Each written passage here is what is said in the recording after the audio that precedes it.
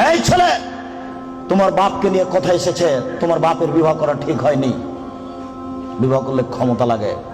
শোনো, আমার কথাকে তুমি মূল্যায়ন করার চেষ্টা করো। আমি তোমাকে পরামর্শ দিয়েছি, তোমার বাপের জমিদারি আছে, বড় ব্যবসা করো। টাকা কম আছে কলা বিক্রি করে খাও, তার চেয়ে টাকা কম আছে চকলেট বিক্রি করে খাও।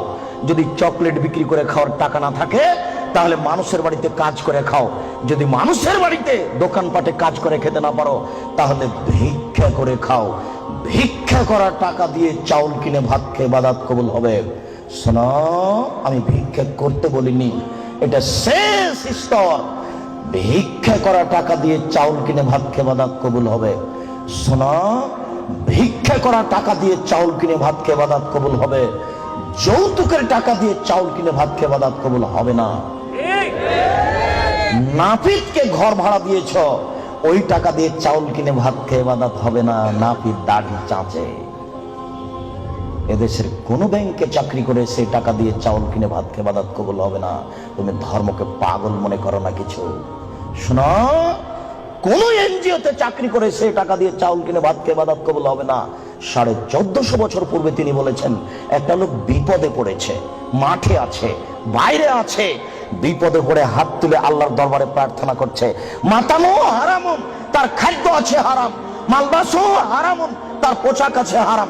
মাশরাবু হারামুন, তার পানি আছে হারাম। গজিয়া বিল হারামে, তার জীবিকা নির্বাহ হারাম। আন্না ইস্তাজাল্লাহু, তার দোয়া কি করে কবুল হতে পারে? তার ইবাদত কবুল হবে না, তুমি মনে রেখো।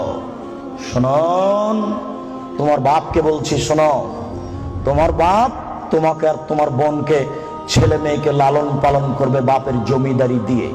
যদি সম্ভব না হয়, তোমার বাপ ছেলে মেয়েকে লালন পালন করবে কলা বিক্রি করে। যদি সম্ভব না হয়, তোমার বাপ ছেলে মেয়েকে লালন পালন করবে চকলেট বিক্রি করে।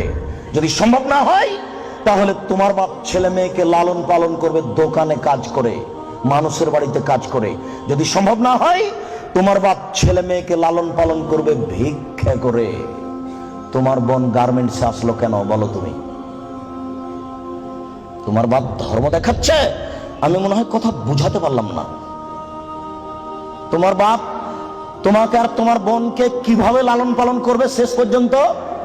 ভিক্ষা করে। তারপরে তোমার বোন গার্মেন্টসে আসতে পারে না। আমি বুঝাতে পারলাম না। তোমার বাপ শেষ পর্যন্ত তোমাকে আর তোমার বোনকে কি করে খাওয়াবে? ভিক্ষা করে। ভিক্ষা করা অপছন্দ, তবে যায়। আমি কাউকে ভিক্ষা করতে বলিনি, তবে ভিক্ষা করা যায়, যেটা হলো উপার্জনের শেষ পথ। এই বিজনেস আপনি করেন, সেই বিজনেসের খুঁটিনাটি জানার জন্য জিরো থেকে শুরু করা উচিত। একদম মানে ওই যে সম্ভবত আমি যদি ভুল না বলে থাকি, একটা বক্তব্য শুনেছিলাম অনেকদিন আগে আব্দুর রাজ্জাক বিন ইউসুফের। অনেক বড় মাপের আলেম, আল্লাহ ওনার দীর্ঘ হায়াত দিক। অনেক কিছু আমি ব্যক্তি জীবনে তার কাছ থেকে শুনে ফলো করেছি। পুরোপুরি ফলো করা ইজ রিয়েলি ডিফিকাল্ট আমার মতো জবে থেকে। মানে ওনার একটা খুব চমৎকার কথা ছিল যে ব্যবসা শুরু করবেন চকলেট দিয়ে। এখন এইটাকে না আপনি চকলেট মনে করলে হবে না, এটাকে উনি বুঝাইছেন যে আপনি কোন লেভেল থেকে শুরু করবেন। আপনাকে শুরু করতে হবে একেবারে মানে ওই যে পথে ঘাটে মাঠে হাটে সব জায়গায় হেঁটেছে না, এখন উনি জানে যে ওই জায়গাটায় যদি একজন লোককে উনি নিয়োগ দেয়, লাইক এই যে দুধ বিক্রি করার জন্য, এবং সে যদি কোনো রকম 2 নাম্বারই করে ওখানে, তাহলে উনি বুঝতে পারবে যে এই লোকটা যে কথাটা বলছে এটা আসলে সঠিক বলছে কিনা, কারণ ওই কাজটা তো সে করেছে।